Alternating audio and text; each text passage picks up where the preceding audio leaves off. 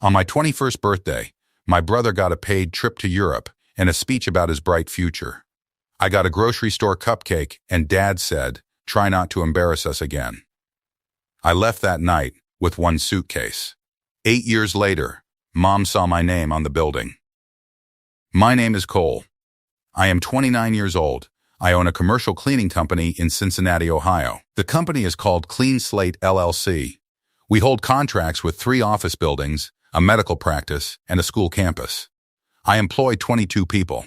My accountant, a woman named Adeze, who has been managing my books since year 3, told me last quarter that my financial records were cleaner than most businesses, twice my size. He said it as a compliment. I heard it as confirmation that the thing I built is real, which is a thing I used to need external confirmation for and no longer do. Mostly, I did not come from money. I did not come from a family that expected me to build anything.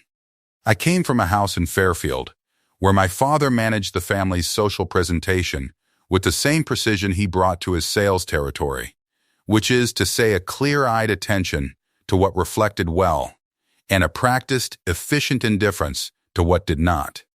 I had spent most of my childhood understanding, without anyone saying it directly, that I was the variable in that presentation that consistently underperformed. I was not the thing they pointed to when they wanted to demonstrate something. I left that house on a Thursday night 8 years ago with one suitcase and a clarity I have never entirely lost. The building with my name on it is the Meridian Tower. It is not a landmark. It is a 12-story office building on the east side of downtown that houses an insurance firm, a dental practice, and a small architecture group on the upper floors. It has a marble lobby that I have cleaned 94 times, a revolving door that sticks in cold weather, and a glass panel beside the entrance where my company's logo was installed in the 2nd year of our contract. White letters on dark glass. Clean Slate LLC. My crew every Monday and Thursday, 5 a.m. to 8 a.m., rain and ice, and the particular Cincinnati cold that comes off the river in November and makes the lobby floor breathe moisture for 4 hours after you open the doors. My mother was standing in front of that panel at 4:47 p.m. on a Tuesday in October. He left a voicemail on my business line. I played it in my car in the parking lot of the medical office on Reading Road, where I had been finishing a site visit report. I played it 3 times. The first time I listened for what he said. The second time I listened for what he did not say. The third time, I just sat with my phone in my hand and the engine off and the October light going flat across the windshield and tried to locate what I was feeling, which turned out to be something quieter and stranger than I had expected. To understand the voicemail, you have to understand the 8 years before it. And to understand those 8 years, you have to understand what happened at my 21st birthday. But before the birthday, there are 5 other things. I am going to give you all 5, because a single incident can look like a bad day, and 5 incidents look like a policy. And what my family had was a policy. It had been in place longer than the birthday, and it ran deeper, and it did not begin with cruelty. It began with indifference, which is different and in some ways harder to name. The first thing is the car. When my brother Jonah turned 17, my parents bought him a used silver Civic with 40,000 miles on it. Clean title. Good tires. They drove it home on a Saturday, and my father put his arm around Jonah's shoulder in the driveway and said something about responsibility and independence and the road ahead. I watched from the kitchen window while I was washing dishes. I was 17 the year before. When I had asked my father about transportation to the grocery store job I had taken 2 miles away. He pulled up the bus schedule on his phone and showed me the stops. He said taking the bus was good for character. I took that bus for 2 years, including the February mornings when the stops were not plowed and the route ran 15 minutes late. I am not telling you this as a grievance. I am telling you because understanding a pattern means seeing where it starts, not just where it ends. The second thing is the debate tournament. I joined the team at 16 because I was good at constructing arguments from incomplete information and because it gave me somewhere to be with a defined purpose after school, which I needed. I made it to the regional finals in my junior year. The tournament was on a Saturday in March. My parents attended Jonah's basketball game that same Saturday. He made 3 points and fouled out in the fourth quarter. I brought home a first-place trophy.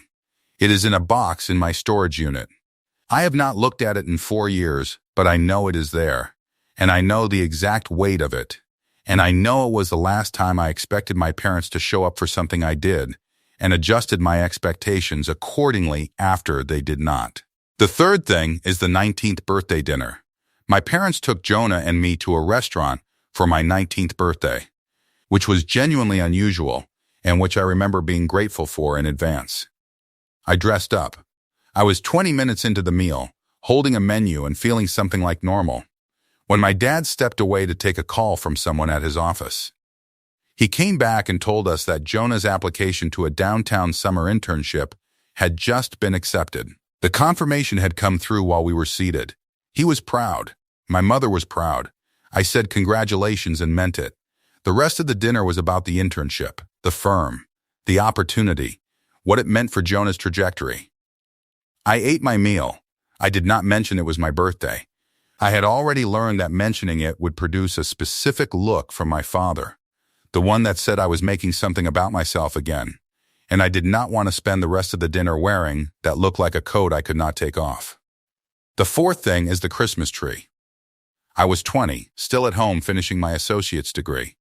And in December that year, my parents said they were skipping the tree because money was tight. I found out around that time, from a phone call I was not meant to overhear, that my parents had been contributing $400 a month to Jonah's university expenses, on top of his partial scholarship. He was in his first year at Ohio State. The contribution had been running since September. I had not known it existed. When I asked my mother about it later, she said it was different because Jonah was working towards something clear. I did not ask what she thought I was working toward. I went to a lot off Route 4 and bought a 7-foot Douglas fir for $38 and drove it home in my friend Lena's truck and set it up in the living room without asking. My father came home and looked at it and said, just that. The sound a man makes when a thing has been rearranged without his input. The fifth thing is the birthday. My 21st birthday was a Thursday. I came downstairs in the evening to find a grocery store cupcake on the kitchen counter. Single candle. The kind that comes in a pack of 12 for $1.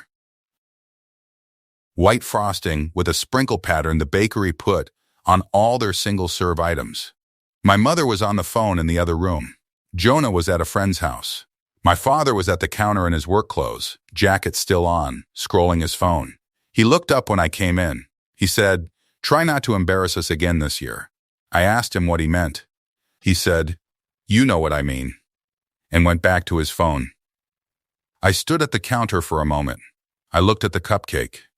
It was a birthday cupcake the same way that sentence was a birthday wish, technically in the category, occupying the space allocated for the gesture, nothing more. And I understood, standing there at 21, with white frosting under a dollar store candle, that this was not a cruelty. Cruelty requires investment. What this was the total absence of it. I was a cupcake occasion, a checkbox, a Tuesday in the shape of a sun. I went upstairs and I packed. I did not plan carefully. I packed the way you pack when you know you are not coming back for what you leave behind. I took my documents, my 2 best work outfits, my toiletries, the money I had saved from 2 years of grocery store wages, and 3 personal things I had kept since childhood that had nothing to do with this family, and everything to do with the person I was before they decided what I was. I was done in 11 minutes. I came back downstairs. My father was in the living room. My mother was still on the phone. I said, "I'm leaving." My father looked up from the television. He said, "All right." Not a question. Not a "where are you going" or "for how long" or "what do you need." Just the acknowledgement a man gives when information has been received and filed. "All right," noted. Continuing, I picked up my suitcase and I walked out the front door, and I did not close it hard. I closed it the way you close a door, when you have decided the house behind it does not require your attention in either direction anymore, when you are done managing it and done being managed by it. I called my friend Keisha from the street. I asked if I could sleep on her couch. She said yes before I finished the sentence. I did not cry on the walk to his apartment. I have thought about this often, not because it strikes me as remarkable, but because people always expect the tears, and I need to be accurate about what I actually felt. I did not cry, because I had already been grieving the version of my parents that I needed them to be since I was about 15 years old. The grief was not new, only the decision was new. What I felt walking down that street at 21 with one suitcase was not grief. It was a particular quiet that arrives when a decision you have been postponing for years finally makes itself without waiting for you to be ready. I was ready. It turned out I had been ready for a while. The family's version of what happened next took about 3 months to settle into its final form. I know the final form because my cousin Fiona called me 6 months after I left. Fiona is 33, 4 years older than me, and she is the specific kind of person who tells you the accurate version of things because she lacks the patience for the diplomatic one. She called me on a Sunday afternoon while I was at Keisha's, and he gave me the report in his usual flat tone, which is the tone that means this is information, not judgment, and you can do with it what you want. The story, as she reported it, was that I had walked out, that I had always been difficult and had a habit of making things about myself, that the birthday had been a small incident, that I had escalated into a crisis because I needed drama, that my parents had tried to reach out and I had refused contact, that they hoped I found what I was looking for, but that they could not keep running after someone who had chosen to leave his family behind. I asked Fiona whether she believed that version. He said, "I believe they believe it." I sat with that sentence for a long time, not because it surprised me, but because it was the most honest thing anyone in my family's orbit had said to me in years, and I needed to stay with it until I understood what it was actually saying. It was saying that the story had not been constructed to deceive anyone. It had been constructed to survive.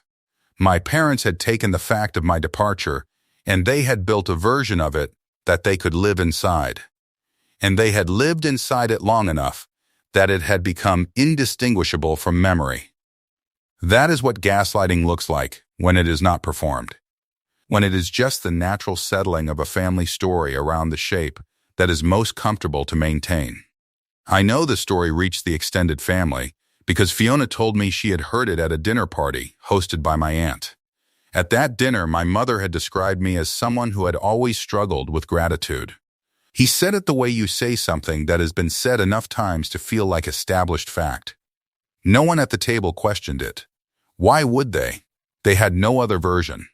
I know the story reached the family friends because one of them, a woman named Gail who had known my parents since before I was born, sent me a message on social media about a year after I left.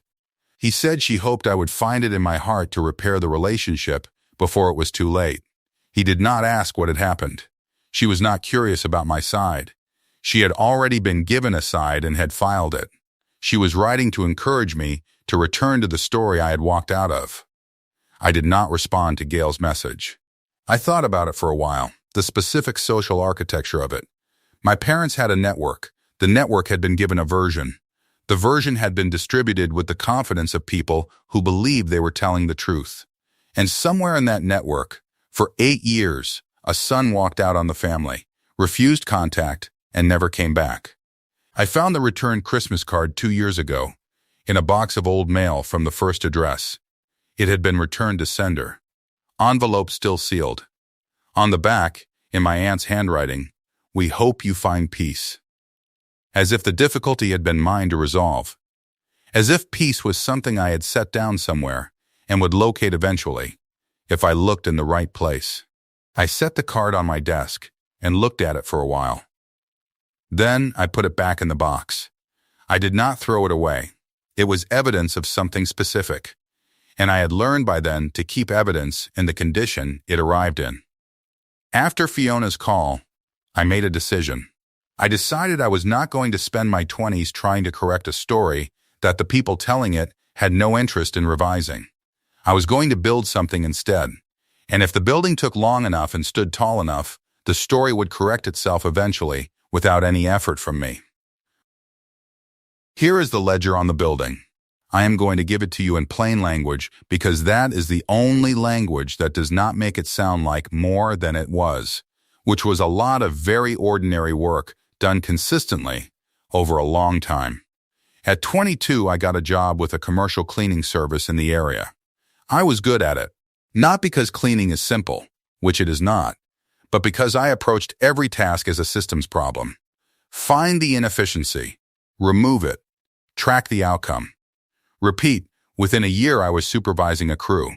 Within 2 years, I was the person they called when a training problem arose, and the person who watched the margins on every contract my crew touched. Understanding what the numbers meant even before I knew what I was going to do with that understanding. At 23, I sat at Keisha's kitchen table on a Tuesday night with a spiral notebook, and I did the math on starting my own company. I ran the numbers twice. They were right both times. Then I called Adeze, who did tax and accounting work out of a home office in Norwood and had been recommended by a colleague at the service. He looked at my numbers for 20 minutes in silence. He said, "You can do this. You will need to be patient and very precise." I said I was both of those things. He said, "I know. That is why I said it." I incorporated Clean Slate LLC at 23. A small medical office on Reading Road, 2 cleaning days a week. I cleaned it myself for the first 3 months while I built the pitch materials for a larger contract. I named the company the way you name something when you are 23 and have left your family's house with 1 suitcase. You name it for what you are doing to the story that was told about you. A clean slate, not for them, for yourself. By 24, I had 3 clients and my first lease. A small office in Norwood, $650 a month. The day I signed the lease, I sat in the parking lot afterward for about 10 minutes. Not celebrating, just sitting with the fact of it. A signed lease with my name on it, in a city where nobody knew the story my family was telling about me. And the numbers on the lease were numbers I had made myself. I thought about my father saying all right when I left. I thought about the Christmas tree standing in the living room without anyone asking how it got there. I thought about the bus stop in February and the debate trophy in the box, and I thought, this is where those things lead. A parking lot in Norwood, a key to a $650 office, a name on a lease. I drove to my next client appointment. Rochelle joined in year 2. She was 38, had been cleaning commercially for 11 years, and wanted the stability of a payroll and a consistent schedule instead of chasing individual contracts alone. He knew things about building management relationships, supply chain sourcing, and shift scheduling that I had not yet encountered at scale. When I offered his the job, he asked me 2 questions. What does the growth plan look like, and are you going to still be here in 2 years? I told him the growth plan was conservative, and the answer to the second question was yes, because I had nowhere else to go. He said he would give it 6 months. He is now my office manager at $54,000 a year, and he has worked for me for 6 years. That number, $54,000, matters to this story. Not because of the amount, because of what it means that I can pay it. It means the thing is real in the way money makes things real. The Meridian Tower contract came at 26, largest contract I had pitched. Mr. Osai, the facilities manager, ran a tight building and had a short memory for vendors who did not meet his standards. He told me at the first meeting that he had terminated his previous cleaning contract for inconsistent performance and did not plan to have that conversation again. I told him I did not plan to give him a reason to. He gave us the contract. End of the first month, he sent me an email. Satisfactory work. I printed it and pinned it to the bulletin board above my desk. It is still there, 3 years later, curling at the corner. The company logo went on Meridian's vendor panel the following spring. Rochelle called me when the installation crew finished. I drove over on my lunch break and stood in the lobby and looked at it for a moment. White letters on dark glass. Clean Slate LLC. My name, which is also the company's name, which is also the answer to every assumption my family made about where I would end up. I stood there for about 2 minutes. Then I got in my car because I had a 2 p.m. That is the kind of story this is. Not a climax. A Tuesday. I want to stop here for a moment because I think some of you understand this specific weight. The weight of building something quiet while a louder story about you moves through a family network somewhere behind you. The weight of knowing a version of you exists out there in the mouths of people who stopped updating it 8 years ago and choosing not to go back and correct it because the correction would cost you something the building will eventually provide for free. The thing I am not proud of is how long the flinch lasted. I had made the decision not to engage, and I held it, but the flinch around the edges was there for longer than I expected. A particular tightening when the holidays approached. A mental calculation I ran every birthday in the first 4 years about whether I was going to feel anything about it. I was not waiting for them to call. I was just not entirely finished with the cost of not waiting. What finished it was accumulation. Small evidence that I had made the right call. Rochelle's first paycheck. The second building contract. The tax year when I filed and sat with the numbers and felt a satisfaction that belonged entirely to me. The Tuesday mornings when I drove past the Meridian Tower sign on the way to a client visit and did not think about my father at all. That is how a grief closes, not the dramatic moments. The ones where you realize you have gone 4 days without the old weight. And then 4 weeks. And then you stop counting. And then you stop noticing that you stopped counting. Stay with me. The voicemail is next. It does not arrive the way you expect, and what my mother says when I call her back is not what you would write if you were writing this story. It is 4 words. And those 4 words do more work than any speech either of us could have prepared. Subscribe so you are here when it lands. The voicemail came on a Tuesday in October. I was in my car in the parking lot of the Reading Road Medical Office, finishing a site visit report, when my phone showed a new notification on the business line. Unknown number. I played it in the car. 2 seconds of ambient sound. The lobby. I knew it immediately. The fac hum. The soft revolving door. The speaker music. That building has a sound signature in my memory the way a voice does. I have cleaned it 94 times. I know it sounds the way I know my own office. Then my mother's voice. Hi, I think I have the right number. This is, I wanted to call and say. Pause, I saw your sign. On the building. I did not realize. Longer pause.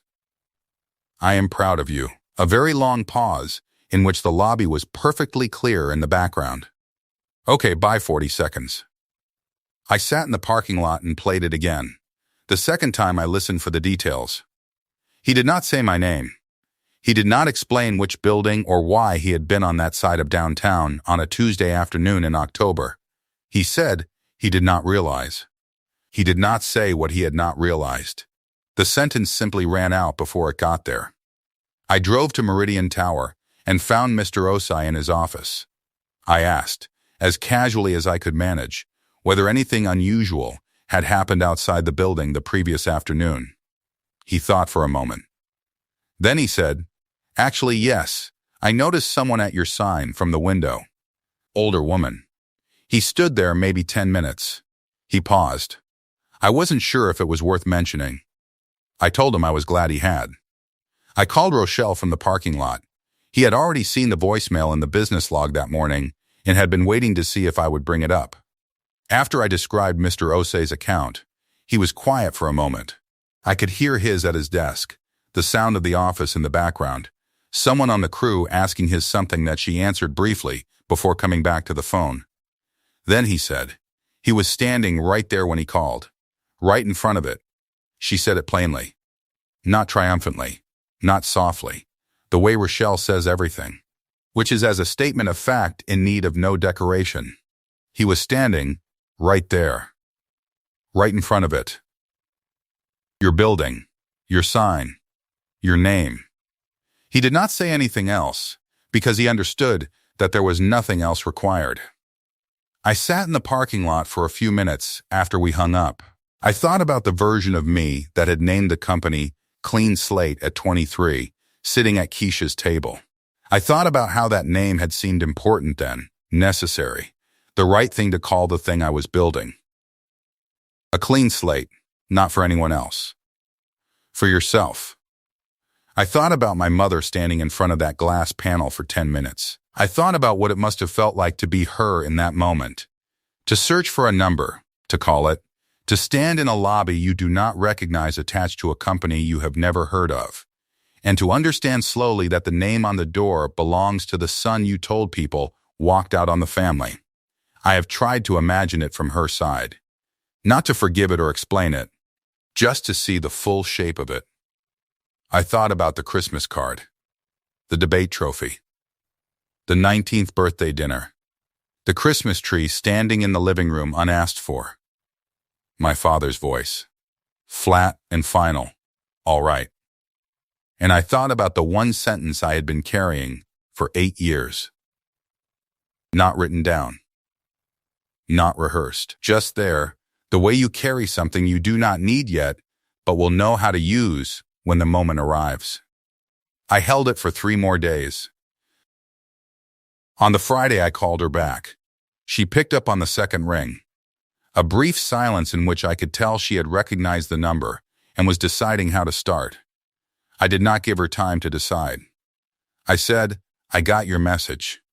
Silence, not the silence of someone caught. The silence of someone standing in a space they have never stood in before, without the language for it. My mother is a woman who has a line for everything. She managed the family's narrative for 8 years with the consistency of someone who has run the same route many times. She called relatives. She shaped departures. She maintained the version of events that kept the peace and kept her at the center of it. She had a line for difficulty, for disappointment, for the complicated children of complicated marriages. She did not have a line for this. 11 seconds. I counted them. Then she said, "It's a nice building."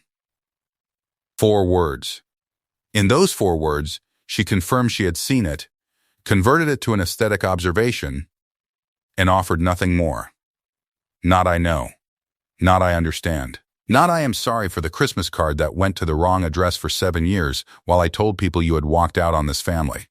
She called it a nice building, as if it belonged to someone passing by. As if she had stopped because the architecture caught her eye. The line stayed open. I waited. I gave her the space to say the real next thing. If there was one, there was not one. So I said mine. You told people I walked out. For 8 years. I did not walk out. I left because staying would have cost me something I could not afford to give. There is a difference between those two things. You should know the difference exists. I had held that sentence for 8 years.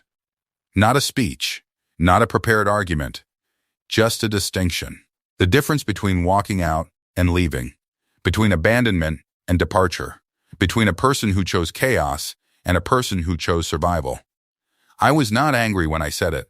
I was not delivering a verdict. I was just saying the accurate thing out loud to the person who had been saying the inaccurate one, and I was saying it calmly. The way you state a correction in a meeting when the facts matter and the temperature does not. He said nothing. I gave us another moment. I am not sure what I was waiting for. A recognition, maybe, not an apology. Just the sound of someone hearing a true thing and letting it land. The line stayed open. Her breathing was steady. I said, "Take care of yourself, Mom." I hung up. I did not block her number. I did not send a follow-up. I did not call Fiona or Adeze or Rochelle to report on it. I put my phone on the desk and I finished the site visit report I had been working on before I made the call. And then I drove to Meridian Tower for the Thursday morning crew check. And on my way out, I stood in the lobby for a moment and looked at the white letters on the dark glass. The thought I had was not about my family. The thought I had was that the grout line in the far right corner near the elevator bank was beginning to show some discoloration, and I needed to schedule a deeper clean before the next contract review, because Mr. Osei noticed things, and I had told him I did not plan to give him a reason to have the termination conversation again. I noted it in my phone and went to the parking structure. The secondary fallout settled over about 2 weeks, the way secondary things do when you are not watching for them.